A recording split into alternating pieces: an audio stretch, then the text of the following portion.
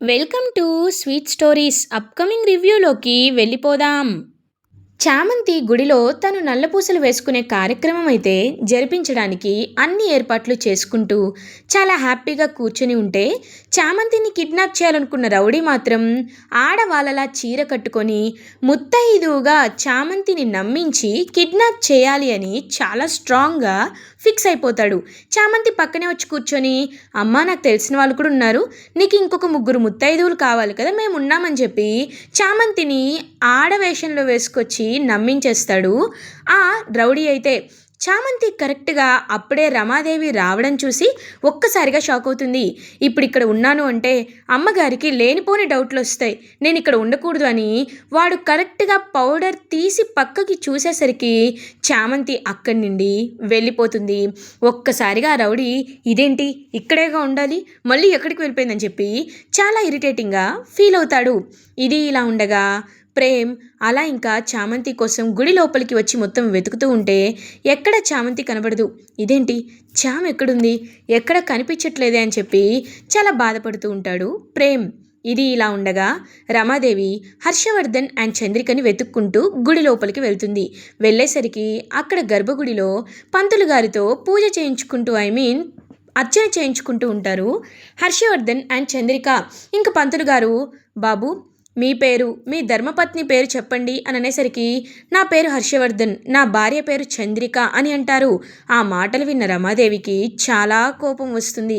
అప్పుడే ఇంక చంద్రిక కూడా మా వారి పేరు హర్షవర్ధన్ అని చెప్పేసరికి ఇంక అలా ఇద్దరికి కంకణాలు ఇస్తారు పంతులు గారు. ఈరోజు మొదటి శ్రావణ శుక్రవారం కాబట్టి మీరిద్దరూ ఈ పవిత్రమైన కంకణాలను తీసుకొని ఒకరి చేతికి ఒకరు అలంకరించుకోండమ్మా. తర్వాత బాబు మీరు ఆవిడకి ఆశీర్వాదం ఇవ్వాలి అని చెప్పేసరికి ఇంకా అలా చంద్రిక అండ్ హర్షవర్ధన్ ఇద్దరూ ఒకరి చేతికి ఒకరు కంకణాలు కట్టుకొని ఇంకా అలా దేవుడి సమక్షంలోనే చంద్రిక హర్షవర్ధన్ ఆశీర్వాదం తీసుకుంటుంది. హర్షవర్ధన్ అక్షింతలు వేస్తారు. ఇదంతా దూరం నుండి చూస్తూ కోపంతో రగిలిపోతూ ఉంటుంది రమాదేవి. అప్పుడే ఇంకా ఇద్దరు ఒకరి చే ఒకరు పట్టుకొని అలా బయటికి వస్తూ ఉంటే రమాదేవి ఎదురు పడుతుంది. రమాదేవిని చూడగానే హర్షవర్ధన్ చంద్రిక ఇద్దరు వాళ్ళ చెయ్యి అయితే వదిలేస్తారు. ఇంకా అలా వదిలేగానే వెంటనే అలా చూస్తూ ఉంటుందన్నమాట రమాదేవి కోపంగా. ఏం జరుగుతుంది హర్ష అని అడుగుతుంది. ఏంటి రమా ఇప్పుడు ఏమైంది అని అంటారు. ఏమైందా ఏమైందా ఏం జరుగుతుందో నీకు తెలియట్లేదా హర్ష? ఇదేంటి, నువ్వేంటి, మీ ఇద్దరు కలిసి గురికి రావడం ఏంటి? ఇక్కడ తన పేరు నువ్వు ధర్మపత్ని అని చెప్పడం ఏంటి? అది నీ కాలు మొక్కడం ఏంటి? ఏంటి అని అడుగుతారు గట్టిగా. ఇంకా వెంటనే అలా చూస్తూ ఉంటారనమాట చంద్రిక. అంటే అమ్మగారు, నోర్మయ్, నువ్వు నోర్మయ్. ఏ ఇచ్చిన మాటని మర్చిపోయావా? ఈ రిలేషన్, ఈ అగ్రిమెంట్ ఎవ్వరికి తెలియకూడదని మర్చిపోయావా అని అడుగుతుంది రమాదేవి. రమా చూడు, ఎప్పుడు చంద్రిక తన మాటపైనే తను కట్టుబడి ఉంది. కానీ నీకు ఒకటి చెప్తున్నాను, గుర్తుపెట్టుకో. చంద్రిక ఈ ప్రపంచానికి ఒంటరిగా ఉండొచ్చు, కానీ తనకి కూడా భర్తగా నేను చేయాల్సిన కొన్ని బాధ్యతలు ఉంటాయి కదా. ఈరోజు మొదటి శ్రావణ శుక్రవారం కాబట్టి తనని నేను గుడికి తీసుకొచ్చాను. గుడికి తీసుకువచ్చి ఇప్పుడు తనతో ఇలా పూజ చేశాను. దీనివల్ల ఇక్కడ ఏమీ జరగలేదు కదా, ఎందుకు నువ్వు ఇంతలా ఫీల్ అవుతున్నావు అని అడుగుతారు. ఏంటి హర్ష, ఇలా ఎవరైనా చూస్తే, మిమ్మల్ని మన ఇంట్లో వాళ్ళు ఎవరైనా చూస్తే అప్పుడు నా పరిస్థితి ఏంటి అని అడుగుతారు. ఎవరు చూడలేదు కదరమ్మా, చూడలేదు కదా, ఎందుకు ఇంత కంగారు పడుతున్నావు నువ్వు? ఇంకెప్పుడు ఇంత గట్టిగా అరవద్దురమ్మా, ఎందుకంటే నేనేమి తప్పు చేయలేదు. నా భార్యతోనే నేను గుడికొచ్చాను, గుర్తుపెట్టుకో అని చెప్పి ఇంకా అలా అక్కడి నుండి చంద్రికను తీసుకొని వెళ్ళిపోతూ ఉంటారు హర్షవర్ధన్. అప్పుడే కరెక్ట్గా ఇంకా రమాదేవి కోపంగా, చంద్రిక ఈ మధ్య నీకు ధైర్యం బాగా పెరిగిపోయింది. హర్షలో కూడా నన్ను ఏం చేయగలదులే అనే ఒక నమ్మకం వచ్చేసింది. అలా జరగకూడదు. జరగకుండా ఉండాలి అంటే ఏం చేయాలి అని కోపంతో రగిలిపోతూ ఇంకలా వచ్చేసరికి అప్పుడే కరెక్ట్‌గా చామంతి ఏమో దొంగచాటుగా అసలు రమాదేవి ఎక్కడికి వెళ్ళింది? ఐ మీన్ తను ఎందుకొచ్చింది అనే విషయాల్ని చూడాలి అని చెప్పి ట్రై చేస్తూ ఉంటుంది. బట్ అక్కడ రమాదేవి ఒంటరిగా కనబడేసరికి చామంతి will missed it. So, miss అయిపోతుంది కాబట్టి హమ్మయ్య! చూడలేదు.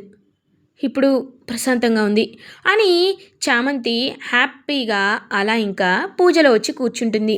కరెక్ట్‌గా అప్పుడే ఈ ముత్తైదువ వేషంలో ఉన్న ఈ రౌడీ అయితే చామంతి వైపు చూస్తూ, చామంతి నువ్వైపోయావు ఇవాళ అని చెప్పి కర్చీఫ్ తీసే లోపు అక్కడికి ప్రేమ్ వస్తాడు. ఇంక ప్రేమ్ వచ్చి చామంతిని గమనిస్తూ ఉంటాడు. గమనిస్తూ ఉంటే కరెక్ట్‌గా అప్పుడే ఇంకా అలా చామంతి అయితే నమస్కరించుకుంటూ ఉంటుంది దేవుడికి.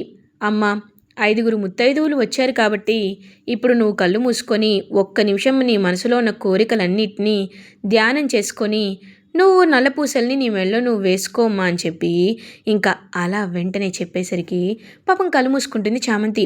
అప్పుడే ప్రేమ్ అక్కడికి వస్తాడు. ఇంకా ప్రేమ్ వచ్చేసరికి అప్పుడు కరెక్ట్‌గా పంతులు గారు చూస్తూ ఉంటే సైలెంట్‌గా ఉండండి అని సైగ చేస్తాడు. సైగ చేస్తే ఇంక పంతులు గారికి కూడా అర్థమవుతుంది కాబట్టి ఇంకా ఎంతో అంటే ఎంతో హ్యాపీగా ప్రేమ్ చేతిలోకి నల్లపూసలు తీసుకొని వెనకాల నుండి చామంతి మెడలో వేసేసి అక్కడి నుండి వెళ్ళిపోతారు. ఇంకా అలా చామంతి కళ్ళు తెరిచి చూసేసరికి మెడలో నల్లపూసలు ఉంటుంది. ఒక్కసారిగా చామంతి అలా షాక్లో ఉండిపోతుంది. ఇంకా పంతులు గారేమో ఎంతో అంటే ఎంతో హ్యాపీగా ఫీల్ అవుతారు. ఇంకా అలా అందరూ చామంతిని ఆశీర్వదిస్తుంటే అసలు ఇది ఎలా పాసిబుల్ అయిందని చామంతి తనలో తనే చాలా షాక్ అయిపోతుంది. చామంతి, నువ్వు కోరుకునేదే జరిగిందమ్మా, శాస్త్రం ప్రకారమే జరిగింది, నువ్వేం కంగారు పడాల్సిన అవసరం లేదని చెప్పి ఎంతో అంటే ఎంతో హ్యాపీగా చెప్తారు. ఇంకా అదంతా విని ఎంతో హ్యాపీగా ఫీల్ అవుతుందనమాట. అలా చామంతి అయితే ఇంకా చామంతి హ్యాపీగా ఇంటికి రీచ్ అవుతుంది. చంద్రిక ఏమో టెన్షన్ పడుతూ కనబడుతుంది చామంతికి. ఇంకా వెంటనే చంద్రిక వైపు చూస్తూ ఉంటుందన్నమాట చామంతి. అత్త, ఏంటి గుడికి వెళ్ళి వచ్చావా అని అడుగుతుంది. ఎలా తెలిసింది అని కంగారు పడుతూ ఉంటుంది చంద్రిక. అత్త, ఏమైందత్తా, ఎందుకలా కంగారు పడుతున్నావు అని అడుగుతారు. కంగారేం లేదమ్మా చామంతి అని అంటుంది. నీకు బొట్టుంది, కుంకుమ పెట్టుకున్నావు అండ్ అక్షింతలు కనబడుతున్నాయి అంటే నువ్వు గుడికి వెళ్ళినట్టే కదత్తా, అలా గెస్ చేశాను. ఎందుకత్తా ఇవాళ ఏంటి చాలా కంగారుగా ఉన్నావు అని అనేసరికి కంగారేమీ లేదమ్మా, ఏదో కొంచెం అని చెప్పి అక్కడి నుండి వెళ్ళిపోతుంది చంద్రిక. ఇంకా చేతికి కంకణం చూస్తుందన్నమాట చామంతి. ఈ కంకణం అని ఆలోచనలో పడుతుంది. అప్పుడే కరెక్ట్గా చామంతి ఇంకా గుళ్ళో దర్శనం చేసుకుంటుంటే భార్యాభర్తలు ఇద్దరు కంకణం కట్టుకోవడం అయితే చూస్తుందన్నమాట. అంటే వేరే కపుల్. సో ఇది కంకణం అనేది భార్యాభర్తలు కట్టుకుంటారు కదా, అంటే అత్త పాపం మావయ్య గురించి బాధపడుతుందేమో. తన భర్త తనకి దూరంగా ఉన్నారు కదా, ఎక్కడున్నాడో తెలీదు, ఎప్పుడు వస్తారో తెలీదు, అందుకే పాపం అత్త ఇవాళంతా చాలా డల్గా ఉన్నట్టుంది కదా అని చెప్పి పాపం చాలా బాధపడుతూ ఉంటుంది చామంతి. కరెక్ట్గా అప్పుడే హర్షవర్ధన్ కూడా ఇంటికి రీచ్ అవుతారు. ఇంటికి రీచ్ అయిన తర్వాత రోజా ఏమో గమనిస్తుందనమాట హర్షవర్ధన్ని. వెళ్ళేటప్పుడు కంగారుగా వెళ్ళారు, ఇప్పుడేమో ఇలా ఉన్నారు, ఏంటి వీళ్ళు అని చెప్పి అలా చూస్తూ ఉంటారనమాట. వెంటనే ఇంకా వెంటనే అలా చేతికి ఉన్న కంకణాన్ని గమనిస్తుంది రోజా. ఈ కంకణం ఏంటి అని చూస్తూ ఉంటే, అత్తయ్య ఎక్కడికి వెళ్ళారు మీరు అని అడుగుతారు. ఇవాళ శ్రావణ శుక్రవారం కదా, గుడికి వెళ్ళొచ్చాను అని అంటారు. ఓ అవునా అత్తయ్య అని చూస్తూ ఉంటే కేవలం హర్షవర్ధన్ చేతికి మాత్రమే కంకణం ఉంటుంది అండ్ తన చేతికి మాత్రం కంకణం ఉండదు, రమాదేవి చేతికి. ఇంకదంతా గమనిస్తూ ఉంటుందన్నమాట రోజా అయితే. ఇంక గమనించి ఇదేంటి కేవలం మావయ్య గారి చేతికి మాత్రమే కంకణం ఉంది అని ఇంకా అలా లంచ్ టైం అయ్యేసరికి చంద్రిక అందరికీ భోజనాన్ని అయితే వడ్డిస్తూ ఉంటుంది. కరెక్ట్గా అప్పుడే ఇంకా భోజనం వడ్డిస్తూ ఉంటే కంకణమేమో చంద్రిక చేతికి ఉంటుంది. చంద్రిక చేతికి అండ్ హర్షవర్ధన్ చేతికి సేమ్ కంకణం ఉండేసరికి ఒక్కసారిగా రోజాకైతే డౌట్ వస్తుంది. ఇదేంటి సేమ్ కంకణం, సేమ్ కలర్, సేమ్, ఇలా వీళ్ళిద్దరికీ ఒకే కంకణం ఉండడం ఏంటి? మార్నింగ్ ఏమో మావయ్య గారు చాలా ఘోరంగా చాలా టెన్షన్గా బయటికి వెళ్ళారు. మావయ్య గారు వెళ్ళిన కాసేపటికే ఈ రమ కూడా వెళ్ళింది. ఆ తర్వాత ఏమో ఇప్పుడు వీళ్ళు కంకణాలతో వచ్చారు. అసలు ఏం జరుగుతుంది? నాకేమీ అర్థం కావట్లేదే అని ఆలోచనలో పడుతుంది రోజా. ఇది ఇలా ఉండగా డిన్నర్ అయిపోయిన తర్వాత ఇంక ప్రేమ్ అయితే అలా ఒంటరిగా కూర్చొని ఉంటాడు. చామంతి ఏమో ఎంతో అంటే ఎంతో హ్యాపీగా ప్రేమ్ దగ్గరికి వస్తుంది. బాబు ఏంటి ఏం చేస్తున్నారు అని అడుగుతుంది. చామ్ నీతో మాట్లాడడానికే వెయిట్ చేస్తున్నాను చామ్ అని అంటారు. ఏంటి ఏం మాట్లాడాలి చామ్ అని అడుగుతారు. వెంటనే ఇంక ప్రేమ్ అయితే చూస్తూ ఉంటే చామంతి, బాబు ఇవాళ నా జీవితంలో ఎప్పటికీ మర్చిపోలేని రోజు బాబు, మీతో టైం స్పెండ్ చేయాలనిపిస్తుంది అని అంటుంది చామంతి. చామ్ నీకు ఒక విషయం చెప్పనా? నువ్వు నా దగ్గర ఎందుకు నిజాన్ని దాచిపెడుతున్నావో నాకు తెలీదు. నువ్వు ఎందుకు నన్ను భార్యగా ఒప్పుకోమని అడగటం లేదో నాకు తెలీదు. కానీ ఒక్కటి మాత్రం నిజం చామ్, అది ఏంటో తెలుసా? నేను నేను నీ మెళ్ళో నల్లపూసలు వేశాను చామ్ అని అంటారు ప్రేమ్. ఒక్కసారిగా ఇంకా అలా చామంతి ప్రేమ్ మాటలకి షాక్ అయిపోతుంది.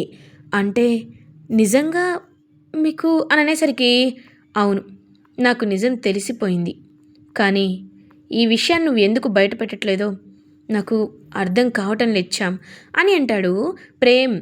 బాబు ఈ నిజాన్ని మనం బయట ఇప్పుడప్పుడే పెట్టకూడదు బాబు, ఎందుకంటే దానికి చాలా అంటే చాలా కారణాలున్నాయి.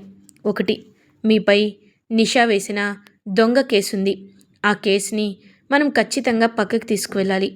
మీరు ఎంత మంచివారో, మీ పవిత్రత ఏంటో ఖచ్చితంగా అందరికీ తెలిసేలా చేయాలి అని చెప్పి ఇంక చామంతి అంటుంది. మరి ఇంకొక కారణం ఏంటి చామ్ అని అడుగుతారు. నా నా స్థాయి బాబు అని అంటుంది. చామ్ నీకు స్థాయి ఉందనో లేదనో నేను ఎప్పుడూ నిన్ను ప్రేమించలేదు. నేను నీ మనసుని చూసి మాత్రమే ప్రేమించాను. ఖచ్చితంగా అదే విషయాన్ని నేను నాన్నతో కూడా చెప్తాను. ఈ నిషా కేసు నిజంగా ఒక్కసారి సాల్వ్ అయిపోయిన తర్వాత అప్పుడు మనం ఆలోచిద్దాం అని చెప్పి ఇంకా ఎంతో హ్యాపీగా చామంతికి మాటిస్తాడు ప్రేమ్. ఇంకా చామంతి కూడా చాలా అంటే చాలా హ్యాపీగా ఫీల్ అవుతుంది. ఇది ఇలా ఉండగా రమాదేవి ఇంకా చాలా కోపంగా వస్తుంది చంద్రిక దగ్గరికి. చంద్రికను చూస్తూ, ఏంటి చంద్రిక, నీ హద్దుల్లో నువ్వు ఉండకూడదనే విషయాన్ని మర్చిపోయావా? ఎందుకు ఇలా ప్రవర్తిస్తున్నావు అని చాలా గట్టిగా అడుగుతుంది. ఇంక వెంటనే, ఎందుకు అంటే నీకు తెలుసు కదరమ్మా అని అంటుంది. చూడు, నీలో వచ్చిన ఈ ధైర్యం నాకు నచ్చటం లేదు. నువ్వు ఖచ్చితంగా ధైర్యంగా ఉండకూడదు. ఎప్పుడు నా అగ్రిమెంట్ ప్రకారమే ఉండాలి, అర్థమైందా అని చాలా అంటే చాలా స్ట్రాంగ్గా చెప్తుందనమాట. అలా ఇంకా రమాదేవి అయితే, చూడు నేను అవసరమైతే ఎంతకైనా తెగిస్తానని నీకు తెలుసు చంద్రిక. ఒక్కసారి నువ్వు మళ్ళీ ఇలాంటి పిచ్చి వేషాలు వేస్తే హర్ష ప్రాణాలు అనేసరికి రమా అని గట్టిగా చెయ్యెత్తుతుంది చంద్రిక. ఒక్కసారిగా రమాదేవి అలా షాక్లో ఉండిపోతుంది. ఇంక వెంటనే అలా చూస్తూ ఉండి గడగడ ఒక్కసారిగా వణికిపోతూ ఉంటుందన్నమాట. అలా చంద్రికని చూసి రమాదేవి అయితే ఇంకా అలా చూస్తూ, ఏంటి కొడతాననుకున్నావా? నిన్ను కొట్టడం నాకు చాలా చిన్న పని. నిన్ను కొట్టి ఈ ఇంట్లో అందరికి ముందు నేనే అసలైన భార్యనని నిజం చెప్పడం నాకు చిటికెలో పని. కానీ అలా నేను చెయ్యను. ఎందుకో తెలుసా? అయ్యగారి పరువు పోకూడదు కాబట్టి. నా భర్త ఎందుకు నీ మెడలో తాళి కట్టాల్సి వచ్చిందో, ఎందుకు నన్ను భార్యగా ఒప్పుకోకపోవాల్సి వచ్చిందో అనే విషయం బాగా తెలుసు కాబట్టి. అందరి ముందు నా భర్త పరువు పోకుండా ఉండాలనే నేను ఏదైనా భరిస్తున్నాను రమా, అంతేకాని నీకోసం కాదు. ఆ విషయం నీకు కూడా తెలుసనే నేను అనుకుంటున్నాను. కాబట్టి నా మాట విను. ఇంకొక్కసారి మళ్ళీ నీ నోట్లో నుండి ఇలాంటి మాటలు వచ్చిన అయ్యగారికి కానీ, ప్రేమ్ బాబుకి కానీ, అరుణ్ బాబుకి కానీ ఎలాంటి ప్రమాదం తలపెట్టాలని అనుకున్నా నేను ఏం చేస్తానో నాకే తెలీదు అని చాలా అంటే చాలా స్ట్రాంగ్గా చెప్తారనమాట. వెంటనే ఇంకా అలా రామాదేవి చంద్రిక ఇచ్చిన వార్నింగ్కి ఏమీ అనకుండా సైలెంట్గా ఉండిపోతుంది. ఇలా ఎపిసోడ్ ఎండ్ అవుతుంది. ఫర్దర్ ఎపిసోడ్ రివ్యూస్ ముందుగా మీకు కావాలి అనుకుంటే మా ఛానల్ని సబ్స్క్రైబ్ చేసుకోండి. Thanks for watching.